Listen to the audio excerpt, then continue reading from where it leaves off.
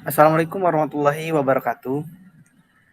Eh, Kami akan menyampaikan hasil dari diskusi kelompok kami, yaitu kelompok 4 yang mengambil judul tentang privasi. Kelompok kami di sini beranggotakan 3 orang. Yang pertama Mifatul Salam dengan NIM 214, yang kedua Nopal dengan NIM 207, yang ketiga saya sendiri dengan NIM 205. Baiklah, eh, masuk bagian overview. Yang pertama ada pengertian privasi, fungsi privasi, hukum-hukum privasi dalam berbagai hal, privasi dalam bidang teknologi dan masalah yang dapat ditimbulkan, dan terakhir kesimpulan. Baiklah, masuk bagian privasi. Apa itu privasi?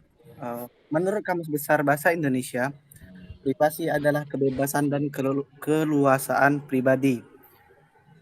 Menurut Westin pada tahun 67, hak atas privasi sebagai klaim dari individu, kelompok, atau lembaga untuk menentukan sendiri kapan, bagaimana, dan sampai sejauh mana informasi tentang mereka dikomunikasikan kepada orang lain.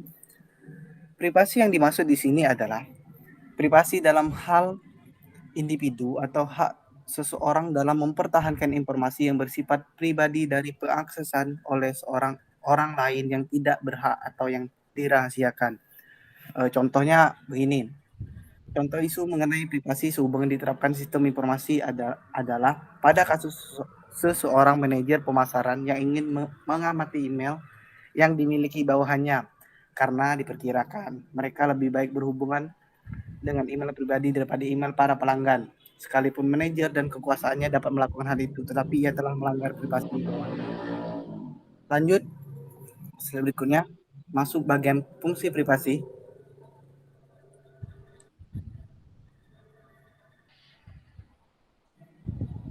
Menurut Altman tahun 1987,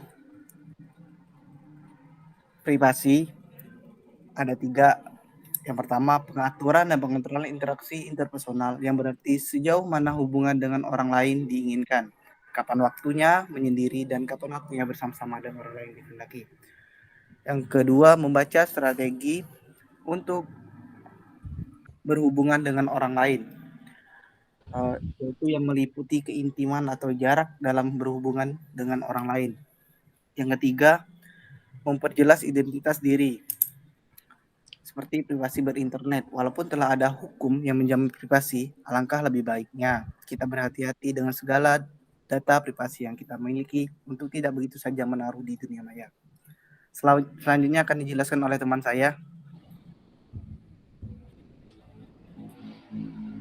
Baik, selanjutnya adalah hukum-hukum privasi dalam berbagai hal. Pada dasarnya, dengan kemajuan teknologi yang semakin berkembang, maka perlu adanya hukum-hukum baru untuk mengawasi kemajuan teknologi tersebut untuk menghindari adanya kecurangan-kecurangan dalam pemanfaatan teknologi. Dalam hal ini, ada berbagai macam bidang, yaitu diantaranya adalah finansial data seperti halnya bank, maka akan banyak hukum yang mengawasi tentang privasi pemilik tabungan di bank tersebut.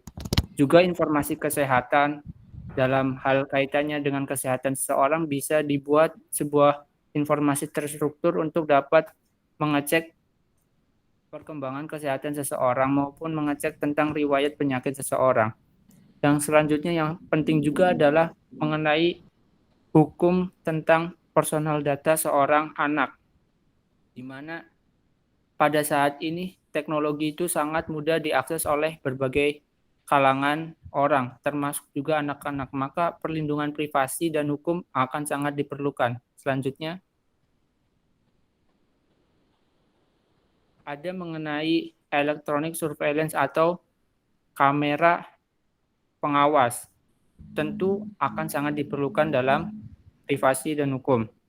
Dan juga diperlukannya adanya praktik informasi yang adil serta akses kepada pemerintahan mengenai hal-hal yang diawasi dari pemerintah kepada warganya. Selanjutnya akan dijelaskan teman saya. Baiklah, di sini saya akan menjelaskan bagian privasi dalam bidang teknologi dan masalah yang dapat ditimbulkan.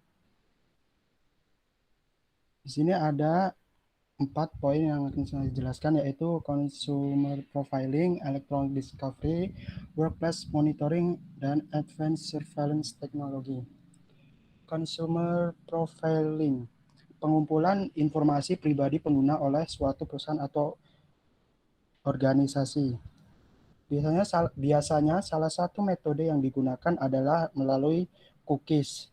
Dengan hal itu, suatu perusahaan dapat memberikan rekomendasi yang sesuai dengan dari data yang diperoleh oleh pengguna sebelumnya saat mengakses. Kemudian ada electronic discovery, yaitu pengelolaan informasi yang didapat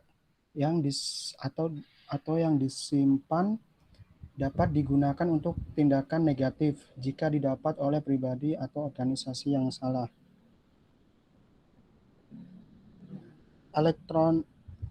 Dari electronic discovery ada beberapa hal yang ditawarkan, yaitu menganalisa sekumpulan ESI atau Electronic Store Information secara cepat untuk menunjukkan penilaian pertama, menyederhanakan kumpulan data dari berbagai sumber data dan berbagai format data, menyisihkan banyaknya data ESI menjadi beberapa dokumen untuk proses yang diperiksa, mengidentifikasi seluruh partisipan dalam sebuah investigasi untuk mengetahui apa yang mereka ketahui. Adapun dalam electronic discovery ini terdapat yang dinamakan predictive coding.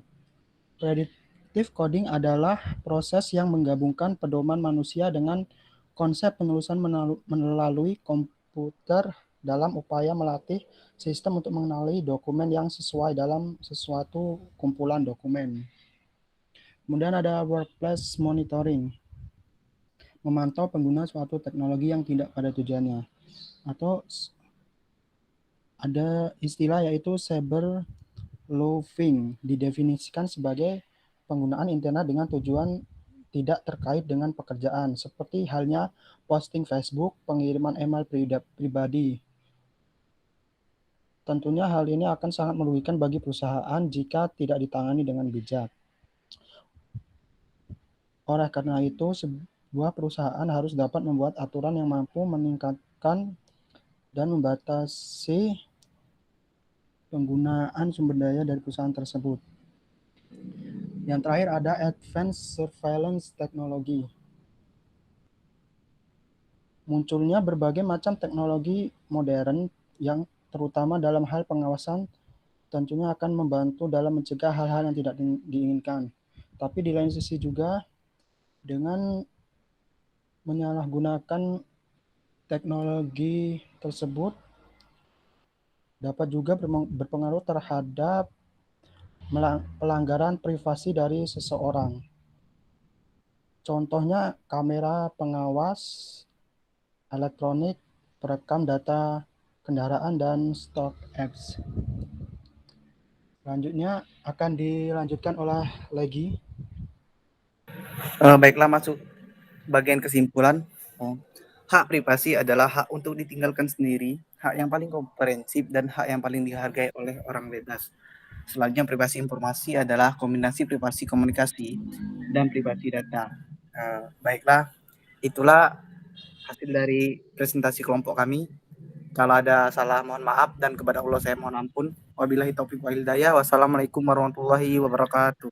Waalaikumsalam warahmatullahi wabarakatuh.